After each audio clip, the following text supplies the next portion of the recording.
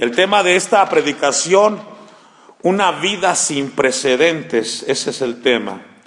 Una vida sin precedentes. Estoy muy contento, muy entusiasmado. Iniciamos un capítulo nuevo en este libro del Éxodo, y pues eso siempre estimula, hay mucho ánimo. Esperemos que como toda la palabra de Dios pueda bendecir a la iglesia y que podamos ser fortalecidos a través de ella, hermanos. Desde Adán hasta Cristo, en los registros de la Biblia, no se encuentra a nadie por encima de Moisés. Es uno de los hombres de Dios con un llamado y propósito sin precedentes. Tan es así que la Biblia registra desde su nacimiento hasta su muerte. Moisés, la Biblia resalta su vida, su ministerio, como un hombre de carácter, de fe, como el mediador del antiguo pacto, como sacerdote, como profeta, como rey. Todo eso lo vemos en la vida de Moisés. Todos los tratos que Dios tuvo con la nación de Israel fue a través de Moisés. La vida de Moisés nos presenta una serie de antítesis impactantes. Por ejemplo, a los que anotan, Moisés era hijo de esclavos, pero fue criado por una reina. Moisés nació en un pesebre, pero vivió en un palacio. Nació pobre, pero heredó una fortuna muy grande. Fue líder de los ejércitos más grandes de Egipto, pero también fue pastor de ovejas. Fue formado en la corte real de Egipto, pero vivió también en un desierto. Fue el más grande de todos los guerreros de Dios en el Antiguo Testamento, pero al mismo tiempo era el más manso de todos los hombres, lo registra la Biblia. Tenía toda la sabiduría de Egipto, pero también tenía la fe de un niño. Ese fue Moisés. Fue criado para vivir en un palacio, pero pasó el resto de sus días vagando en un desierto. Fue tentado por los placeres del pecado, pero escogió la pureza de una vida disciplinada. Era lento para hablar, pero hablaba con Dios. Tenía una vara en su mano como pastor, pero le acompañaba el poder del Dios de los cielos y la tierra. Fue un fugitivo del faraón, pero también fue un embajador del cielo. Fue el dador de la ley, pero el precursor de la gracia. Murió solo en el monte Moab, pero apareció con Cristo en Judea. Nadie asistió al funeral de Moisés, pero fue Dios el que lo enterró. Cosas tan impactantes podemos ver en este hombre que llevó por nombre, valga la redundancia, Moisés.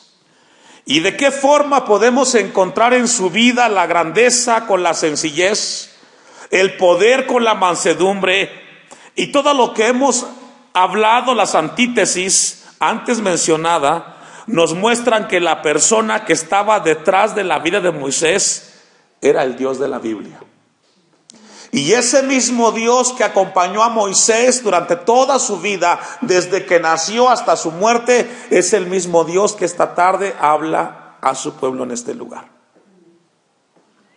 Encontramos en los versículos finales del capítulo 1 del Éxodo que el rey de Egipto estaba determinado por terminar con los nacimientos de los niños varones israelitas. Tenía un miedo y un temor porque sentía que estaba creciendo muy rápidamente el pueblo de Israel y corría peligro su puesto como rey. Él desarrolló 3 estrategias que ya las vimos en el capítulo 1. Obligó a los israelitas a que fueran oprimidos por los trabajos esclavizantes y duros. Número 2, mandó a las parteras egipcias que se infiltraran con las hebreas para impedir que nacieran niños hebreos. Y número 3, la más terrible de las estrategias, es que ordenó la destrucción total de todos los niños mediante su ejército. En medio de ese momento de opresión y descontento que Dios permitió, porque Él es soberano, en ese momento difícil para la nación de Israel, Dios permitió que naciera Moisés.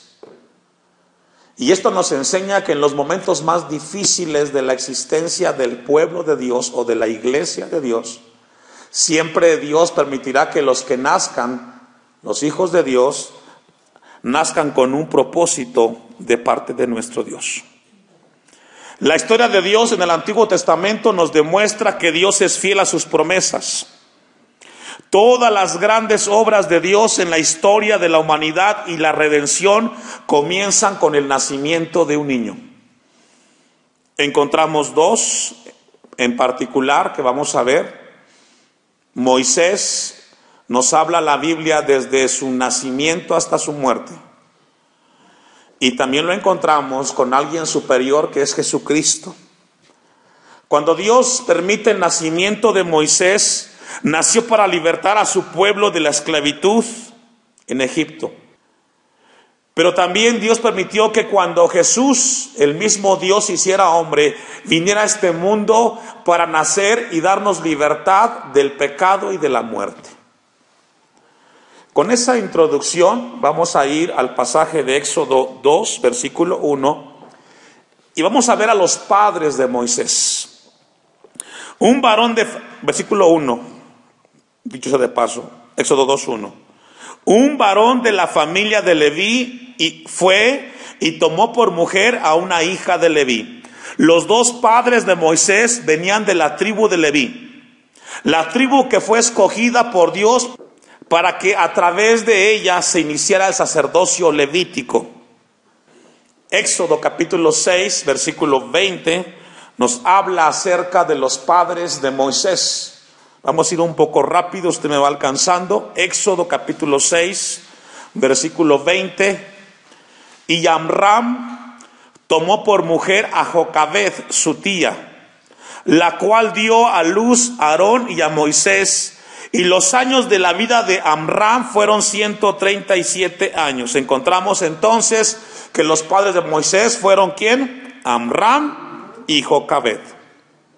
Pero también nos registra la Biblia que también tuvo una hermana. Números capítulo 26, versículo 59. Ya vimos entonces que encontramos que los padres de Moisés venían de la tribu de Leví, fueron dos hombres varones, Aarón y Moisés. Números 26, 59. La mujer de Amram se llamó Jocabed, hija de Leví, que le nació a Leví en Egipto. Esta dio a luz a Amram, a Aarón y a Moisés y a María su hermana. Registra la Biblia entonces que Moisés tuvo padres y tuvo dos hermanos. Vamos a ver más adelante cómo estos dos hermanos en algún momento de su vida tuvieron envidia de Moisés. Vamos a volver a Éxodo capítulo 2, versículo 2. La que concibió y dio a luz un hijo, y viéndole que era hermoso. Esa palabra hermoso que encontramos en el texto 2, según el texto en griego, la palabra en griego hace referencia a que era un niño bonito en gran manera, de esos de comerciales, de esos del comercial Menem, rubio, blanco, con las mejillas sonrojadas, esos de película, eso se refiere a la palabra hermoso. Y esto nos habla que físicamente Moisés fue una persona atractiva desde que fue bebé.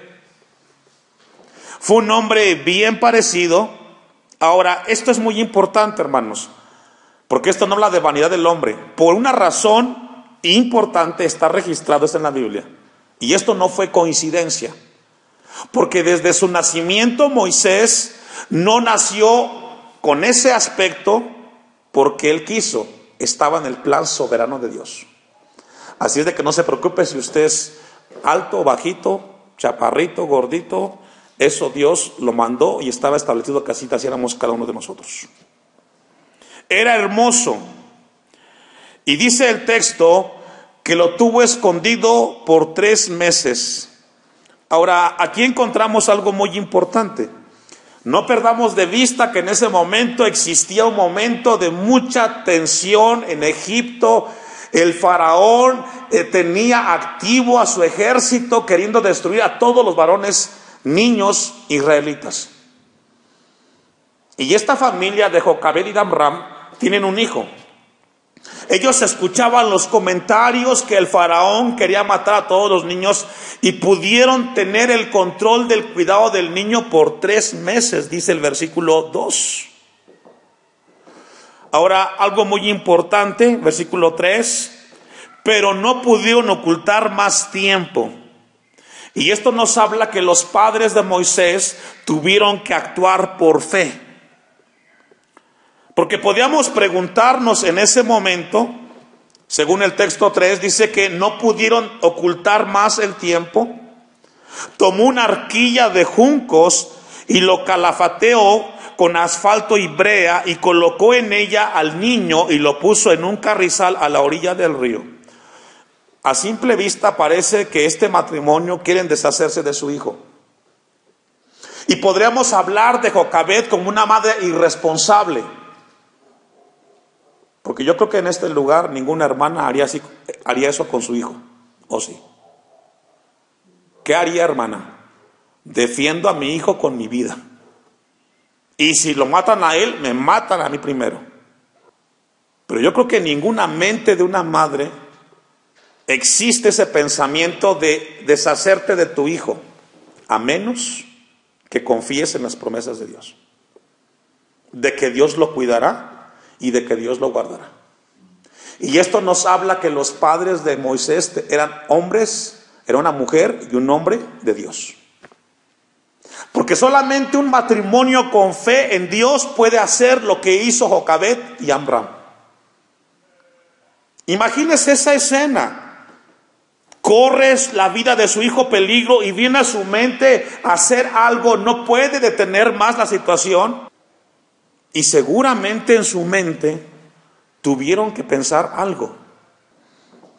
Lo que el pasaje nos dice es que este matrimonio fue movido por Dios, o movido por fe en Dios. Hebreos capítulo 11, versículo 23. Usted me alcanza, dice, por la fe Moisés, Hebreos 11, 23, por la fe Moisés cuando nació fue escondido por sus padres 3 meses, ahí está. Porque le vieron niño hermoso y no temieron el decreto del rey. La fe de los padres de Moisés fue demostrada en 2 áreas. Número 1, fue demostrada la fe de los padres de Moisés, a igual que las parteras. No tuvieron miedo del rey faraón de Egipto. No tuvieron miedo de la persecución, no tuvieron miedo a creer que lo que sucedería sería más grande que lo que Dios puede hacer. Los padres de Moisés mostraron un espíritu de valor al resguardar a su hijo. Y número 2, y esto es muy importante, hermanos, la fe de los padres de Moisés fue demostrada en que sacrificaron sentimientos, emociones y confiaron en Dios. Jocabed y Amram sacrificaron sentimientos y emociones porque confiaron en Dios. Esto mismo lo hizo Abraham con Isaac. ¿Qué significa sacrificar sentimientos y emociones? Por confiar en Dios. Significa que cuando Dios te pide algo o te promete algo, vas a sacrificar tu sentimiento de madre o de padre, entendiendo que tu hijo estará seguro en las manos de Dios, aunque tu mente te diga lo contrario. Génesis 22, versículo 1. La prueba más grande que tuvo Abraham en esta tierra fue la de sacrificar a su hijo, Isaac.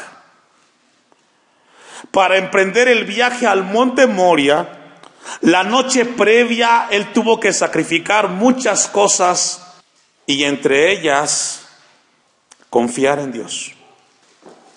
Esto es muy importante, hermanos, porque mire, muchas de las cosas por las cuales los hijos que se tienen en la casa y no hay un cambio es porque los padres no están dispuestos a sacrificar el corazón, el sentimiento y la emoción, porque tienen miedo a confiar en Dios.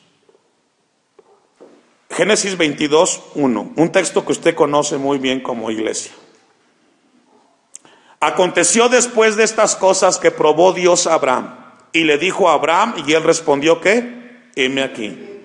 Y dijo, toma ahora tu hijo, tu único Isaac, a quien amas, y vete a tierra de Moria, y ofrécelo allí en holocausto sobre uno de los montes que yo te diré. ¿Qué cree que pensó Abraham en ese momento? Esa orden seguramente desgarró el corazón del padre. Porque por un lado Dios le está pidiendo que sacrifique sentimientos y emociones y el corazón para obedecer su palabra. Y yo puedo, hermano, mientras repasaba por la tarde, yo podía ver ese momento tan difícil para él. Seguramente la noche fue muy larga, no durmió, porque lo estamos leyendo ahí, pero de leerlo a vivirlo hay una cosa muy diferente. Están hablando de su hijo, el único, no tenía más descendencia, ya estaba anciano. Abraham tuvo que sacrificar su corazón, sus sentimientos, sus emociones hacia su hijo para decirle a Dios, heme aquí. Pregunta, ¿cuántas veces Dios nos ha dicho lo mismo a nosotros como padres? ¿Y cuántas veces como padres no hemos crucificado nuestras emociones, sentimientos hacia nuestros hijos? ¿Cuántas veces? Leía un testimonio de un hombre que habló con su pastor y le dijo, pastor, tengo algo que no me da paz. Tengo mi hija que tiene 18, 20 años. Le gusta tomar, le gusta fumar, es promiscua. Y le dice al pastor, no sé qué hacer con ella. El pastor lo escucha y le dice, antes de que el pastor le contesta, termina el hombre diciendo, y le dice, y me parte el corazón echarla de la casa.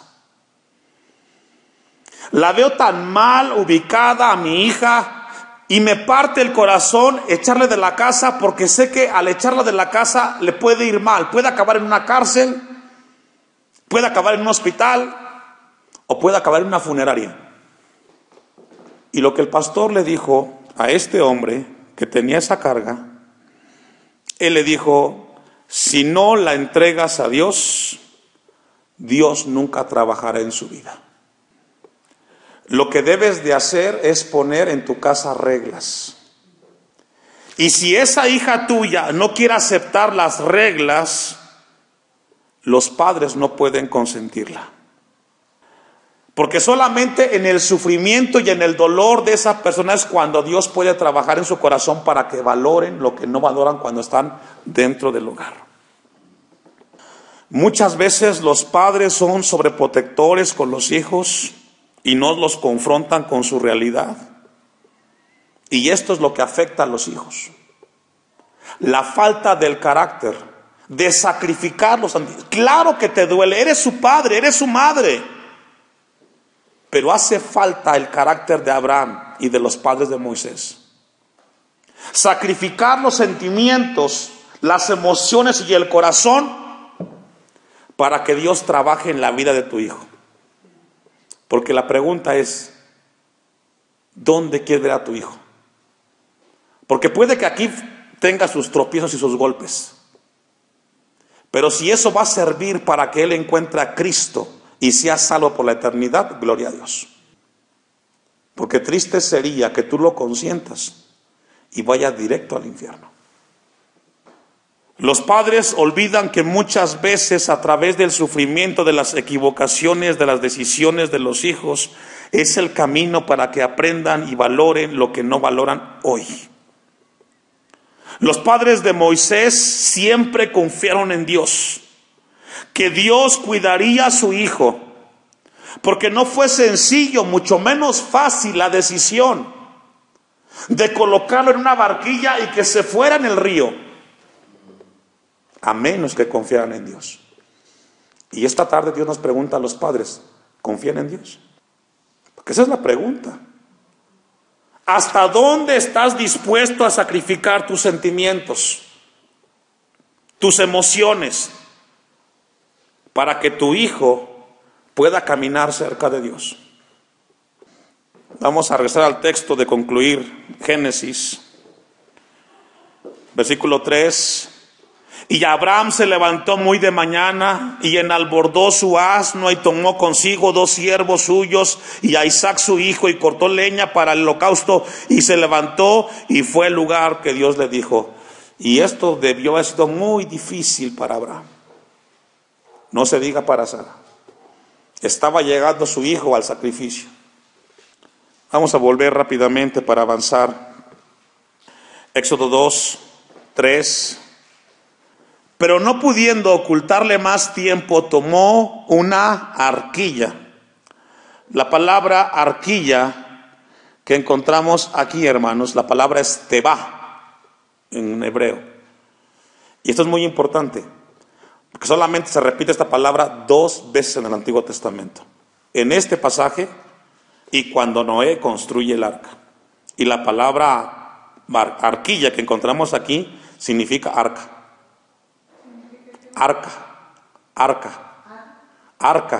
el arca de Noé, como el arca de Noé. ¿Qué significa eso? Que así como Dios salvó a Noé a través de un arca, también Dios salvó a Moisés a través de un arca. Dice el versículo, tomó una arquilla de juncos y calafateo con asfalto y brea, y colocó en ella al niño y lo puso en un carrizal a la orilla del río. Ahora, yo le hago una pregunta, porque yo me la hice, o Dios me la hizo a mí. ¿Usted cree que cuando esto sucedió fue al azar? ¿Fue coincidencia o fue un propósito de Dios? Efectivamente. En el momento, en el día, en el minuto, en el segundo que Jocabed con su esposo hacen esto, fue exactamente el día y la hora y el minuto que salió la hija del faraón a nadar o a bañarse al río. No fue antes ni después. Porque cuando comienza la barquilla a flotar, sale la hija del faraón con sus doncellas. Éxodo 2, 6. Y cuando la abrió, vio al niño, y he aquí el niño lloraba, y teniendo compasión de él, dijo, de los niños de los hebreos es este. Entonces su hermana dijo a la de Faraón, iré a llamarte una nodriza de las hebreas para que te críe este niño.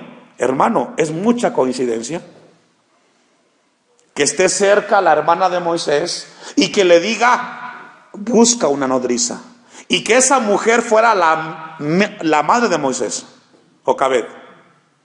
¿Qué significa eso, hermanos? Que todo lo que sucede en esta tierra está en el plano o en el plan soberano de Dios. Si la madre de Moisés no hubiera aparecido para cuidar a su hijo que había arrojado al río, ese niño se hubiera muerto. Esto no es coincidencia. Los primeros años de la vida de un niño son muy importantes, porque es cuando se depositan los fundamentos y principios, valores con los que ese niño o ese hombre eventualmente vivirá el resto de su vida. Lo que estamos leyendo, hermanos, es algo más que un versículo, es el plano o el plan soberano de Dios. Ese niño, la única manera para que viviera en ese momento era solamente vivir en la casa del faraón, porque estaba condenado a morir. Y mire qué cosas de la vida, ¿no? Lo que tanto quería destruir el faraón en ese momento, lo tuvo en su casa viviendo toda su vida. Aquello que tanto odió, que tanto quiso destruir, estuvo cerca allí en el palacio, viviendo, comiendo, y lo instruyó en las cosas más importantes de su tiempo. Dice Proverbios 22:6, no lo busque, instruye al niño en su camino, y aun cuando fuere viejo no se apartará de él. Moisés estuvo al cuidado de su madre alrededor de 6 a 8 años antes que él viviera en el palacio del faraón. Y esos años su madre se encargó de sembrar en el corazón de Moisés la palabra de Dios, y seguramente su madre aprovechó el tiempo que tuvo con ese hijo porque sabía que era prestado y tendría que regresarlo cuando creciera. Y sabe que Jocabed, como sabía que el hijo era prestado, seguramente los días los invirtió hablándole acerca de Dios, del Creador. No perdió ni un momento con su hijo. Y viene la pregunta para las mamás: ¿qué haces el tiempo que tienes con tu hijo? ¿Aprovechas el tiempo con tu hijo? ¿O porque piensas que lo tienes toda la vida, mañana haré algo con mi hijo? No, Jocabed entendió que Moisés era prestado y puso en práctica Proverbios 22:6. Comenzó a depositar en el corazón de ese niño la palabra, las promesas de Dios, para que esa palabra diera fruto.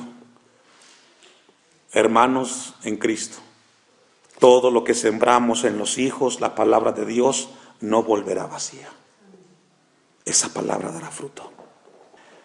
Encontremos aquí 2 lecciones que quiero compartir con ustedes.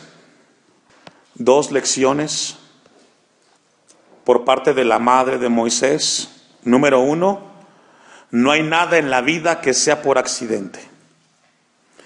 No fue un accidente que la hija de Faraón fuera al río en el momento indicado, en la hora adecuada, en que la arquilla pasaba junto a ella.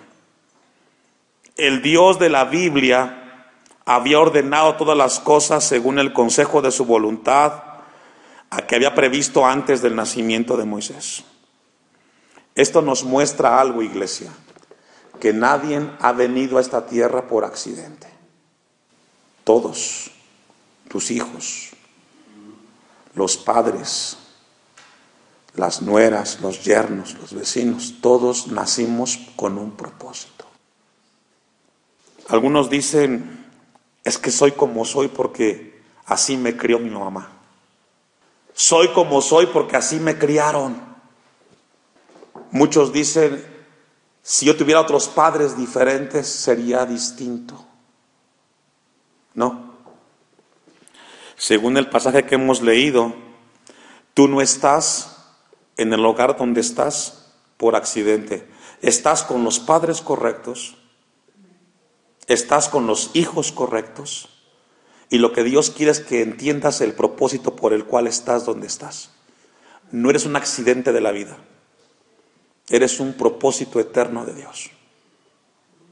Isaías capítulo 55 versículo 10. No hay accidentes con los padres e hijos que se tienen. No hay accidentes con los hermanos. Isaías 55 10. Porque como desciende de los cielos la lluvia y la nieve, y no vuelve allá, sino que riega la tierra y la hace germinar y producir, y da semilla al que siembra y pan al que come, así será mi palabra que sale de mi boca, no volverá a mí vacía, sino que hará lo que yo quiero, y será prosperada en aquello para que la envíe. Lo que nos hace falta entender a los cristianos es que cuando tienes la bendición de ser padre y de ser madre, es muy grande. Si pudiéramos tener la mente como Jocabed y Amram, el que tú supieras que tu hijo es prestado, te aseguro que cada segundo que tengas con ese hijo, lo invertirías haciendo cosas positivas. Te esforzarías por enseñarle las cosas de Dios. No pensarías en sacarlo de las cosas de Dios. Pero tristemente los padres, como piensan que los hijos los tendrán por toda la eternidad, piensan que tienen tiempo para corregir sus errores. Hemos leído Isaías 55, 10 y 11 y dice que la palabra que se siembra en el corazón de un hijo no vuelve vacía. Y aunque tú te mueras, ese hijo estará buscando de Dios porque la palabra que le sembraste estará ahí. Y se puede ir al pecado y se puede ensuciar, pero la palabra estará ahí, estará ahí, estará ahí. ¿Sabe que cuando leía esto me parte el corazón cuando veo que padres tienen el tiempo para venir a la casa de Dios y prefieren irse a ver un partido de fútbol con sus hijos en los días de culto? Me parte el corazón como pastor cuando los padres de manera irresponsable sacan a sus hijos de la casa de Dios para llevarlos a recrearse, menospreciando lo más importante y más sano que es la casa de Dios.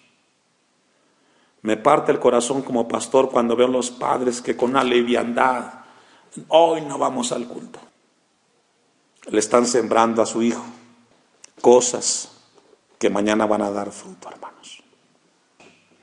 Solamente quiero concluir, Proverbios 3:6.